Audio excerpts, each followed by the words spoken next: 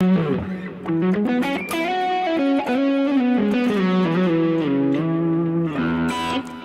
right, testing 1, 2, just making sure you can see me and hear me okay.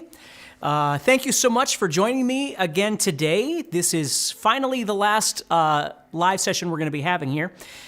We've been talking all week about music theory, trying to give you some different ideas on how to use some different music theory ideas in your learning, in your playing, different things like that. Basically, here at Guitar Zoom, we've opened up our music theory masterclass.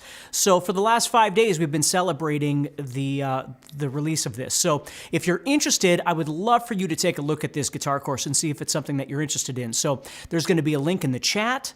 There's going to be a link either above or below this video, depending on if you're watching it on YouTube or Facebook or whatever it might be. You can check it out and see if it's something that you're interested in. So let's just recap a little bit. If you've been here with me, first of all, thank you if you've been with me at all. But if you've been with me this whole week, the first day we talked about learning the notes on the guitar and how important that is. The second day we talked about the major scale, the chords related to the major scale, a little bit about intervals, things like that. The third day we talked about arpeggios. And then fourth day, yesterday, we talked about modes. And so today what we're going to do is I'm going to try and show you just a little bit about how I try and put some of these ideas together in a musical sense, okay?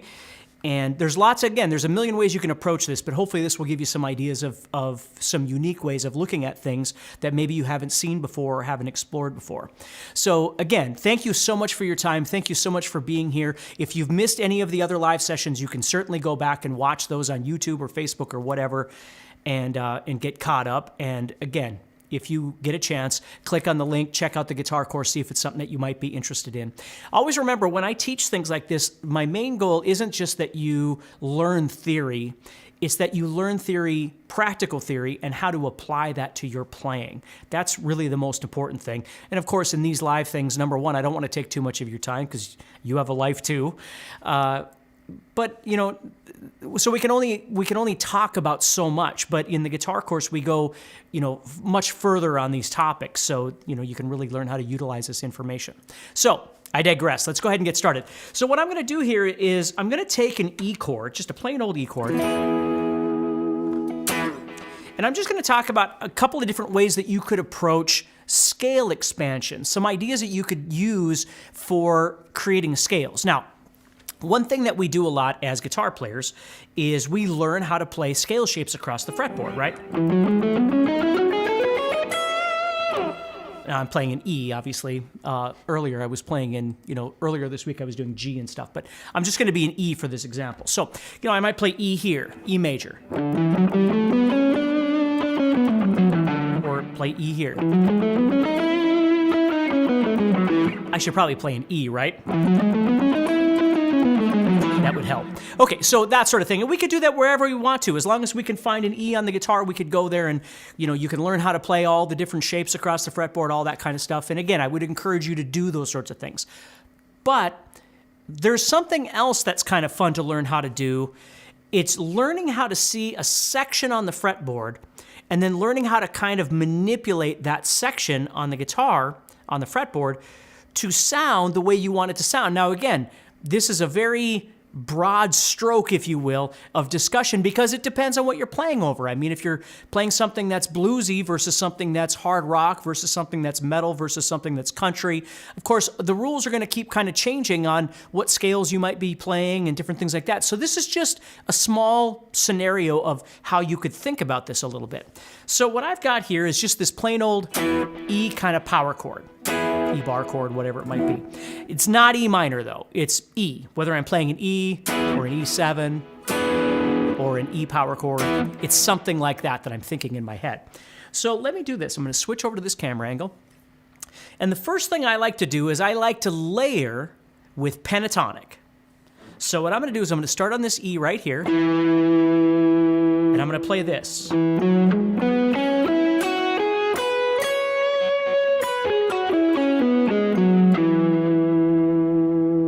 Now, if I listen to those notes,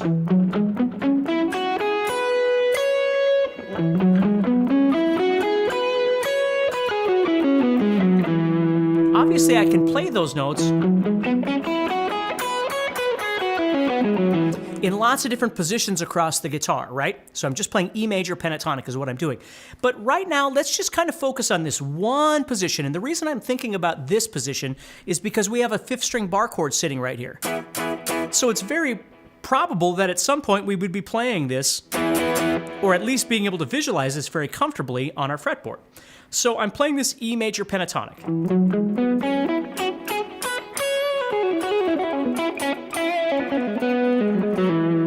Now, I like to start with pentatonic simply because it's, well, a couple things. Number one, pentatonic doesn't really have any wrong notes, okay, so that's a good thing. Number two, it really is kind of the most bland of all the scale options on its basic level. Again, I'm not talking negative, I'm just being honest. Because it's missing some of the notes that make modes sound like modes, or, you know, we talked about yesterday, that sort of thing. It's missing all that. Now, that doesn't mean we can't bring those back, and we're going to. But what I want to do is I kind of want to build on some different ideas of things that I could use by being able to add and subtract, as opposed to just looking at all of it all together, and then every time I play, everything sounds like that. Now, that might be great. That might be exactly what I'm looking for. But it depends on what's going on with the chords and all that sort of thing. So what I like to do is be able to start with a little bit more bland color, if you will, and then just keep kind of adding to it how I like. And that's what I want to show you right now. So if you have your guitar with, or you can watch it later and do the same thing, I'm playing, starting on E, I'm playing 7-9, 6-9, 6-9, 7-9, and 7-9. And for now, don't worry about across the whole fretboard and all that stuff. Just focus on this one spot right here. So the first thing that I would tend to do with something like this is I would start thinking about expansions. What are some things that I could do to make this more than what it is right now?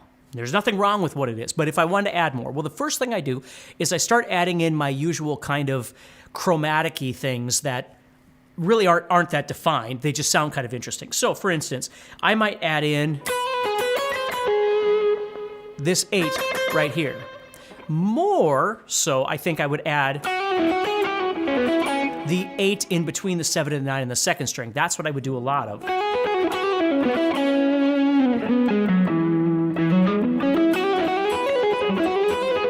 But I might add in that 8.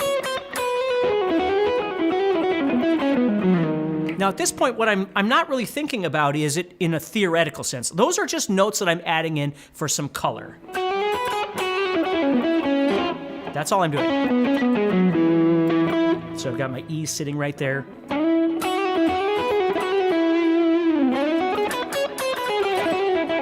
So I'm not trying to define them as like a blues note or anything. I'm just visually thinking about what they look like, and I'm thinking about what they sound like. That's all I'm doing. But let's step out even further. So the next thing I'm going to do is I'm going to take this major pentatonic, and I'm going to start expanding it into the diatonic or the modes, whatever it is that I'm trying to do. So what I love to do is if I take this major pentatonic, and I was to add these notes,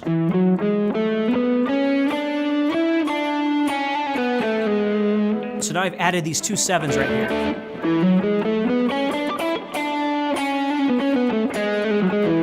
Now, with those 2 7s that I've added, those 2 7th fret notes right there, it now sounds like Mixolydian.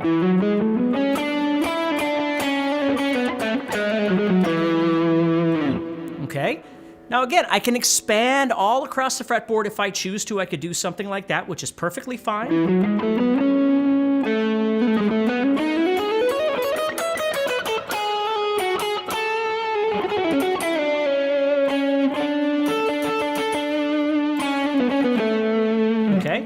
Whatever it is I'm going to do, okay?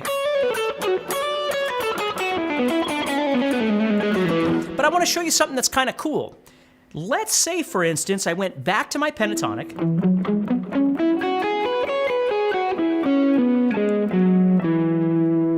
And when I went to Mixolydian, I added in these 2 7th fret notes.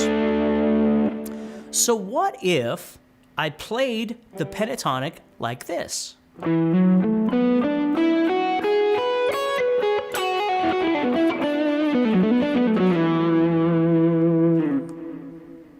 So instead of playing these 2 notes of the pentatonic, I'm playing these two notes that I added in when I made it into the Mixolydian mode. Now again, it's just an idea. You could do whatever you want with this stuff. But what's really cool about that is I have all of these different sounds, these collections of notes that I can explore.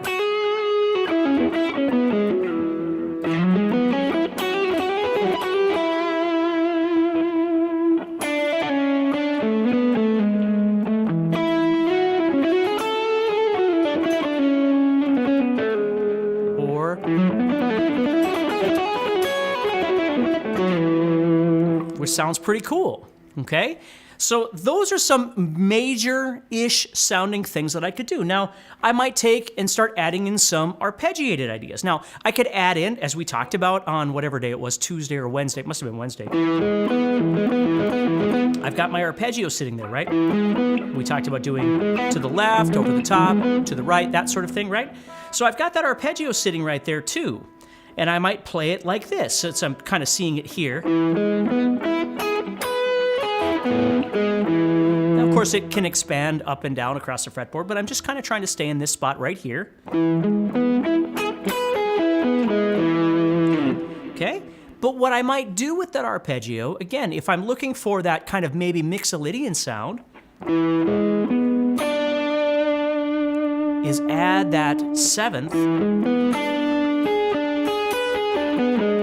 into that arpeggio. So I have root, third, fifth, and then I've got my Mixolydian seventh right here.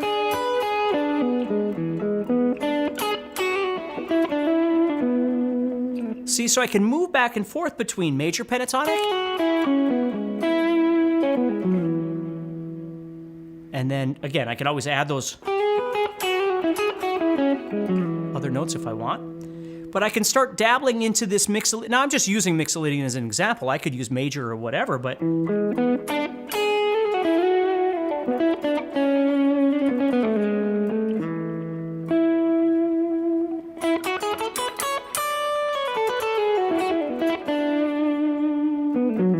And then I might just play that pentatonic conversion that I just did, where instead of playing true pentatonic, I added in...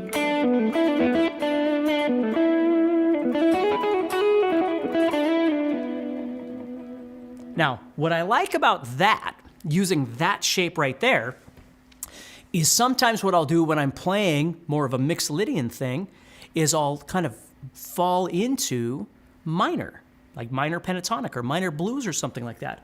So watch this. So if I take this, just this straight 7/9 thing I'm doing here, right there. So I'm using a blues note and playing minor pentatonic. So I'm playing major and then dropping into minor. Now I could play Mixolydian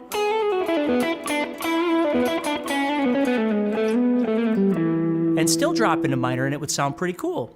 Or maybe I drop into minor down here.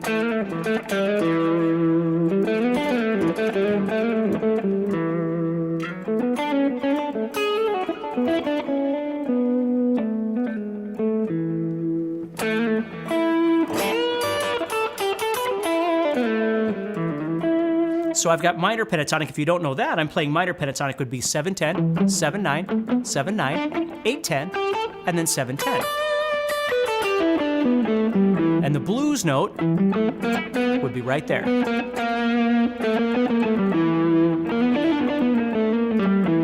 But the point is, you can see how I can get a lot of different sounds by learning how to kind of combine these ideas together.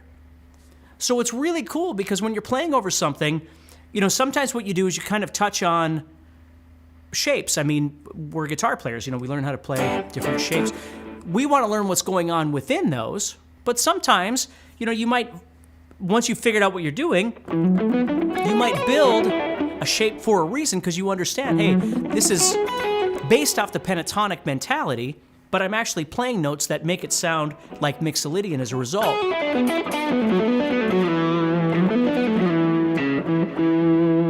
You see? So I can move between that tonality into that tonality. Or into the pentatonic. And of course, I can start learning how to do that, kind of moving all over the guitar. But for now, we'll just kind of stay here.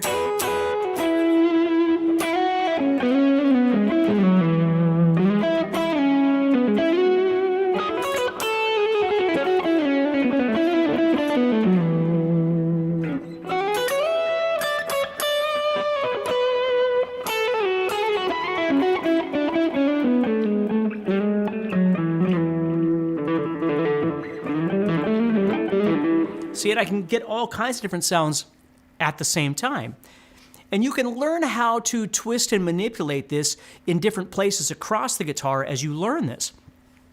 But it's a different mentality than just learning like one scale all the way up the guitar and then playing that. And again, I'm not saying there's anything wrong with that. There are times when we really need to be able to do that. I always refer to that as linear playing, and I do that a lot when I play hard rock or metal or things like that, where I'm not combining a bunch of different scales together. I'm playing pretty much pure minor over some, metal thing or something like that. Again, you might be using some exotic scales or something along with it, whatever the case may be. But the point is that you're staying pretty pure. When you're doing something like this, maybe I'm, playing something where I'm going from E to D to A, right? Something like that. So now with this E, I can play, or I might use the sound of that mixolydian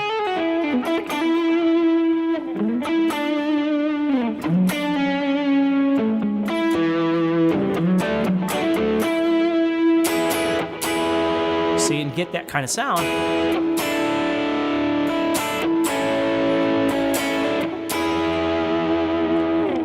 And then I could start spanning out.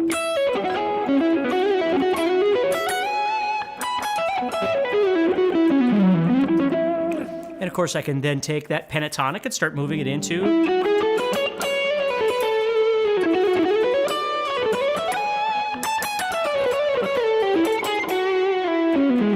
this mixolydian sound, which for me always